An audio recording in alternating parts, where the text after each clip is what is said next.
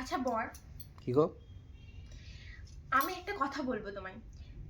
অন্যরা সবাই ঘুরতে যায়, হুম, ট্রিপে যায়, তারপর হানিমুনে যায়, তারপর দীঘা, দার্জিলিং, সমুদ্র, পাহাড় যায়।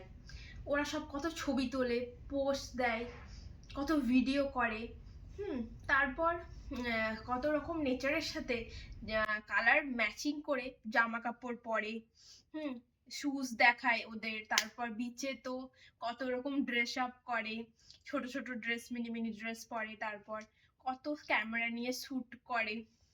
কিন্তু আমার ক্ষেত্রে, আমি যখনই কোনো ট্রাভেল করি, তখন আমি ভমিটিং করি, আমাকে বমির ওষুধ খেতে হয়, আমার মাইগ্রেন হয়, মাথা যন্ত্রণা হয়, তারপর ঘুরতে ঘুরতে পায়ে যন্ত্রণা হয়, তারপর কত রকম প্রবলেম হয়, মাথা ঝিমঝিম করে, ঘুরতে ভালো লাগে না, কোনো খাবার করে খাই না, কোনো কিছু খেতে ভালো লাগে না, কত রকম প্রবলেম হয়।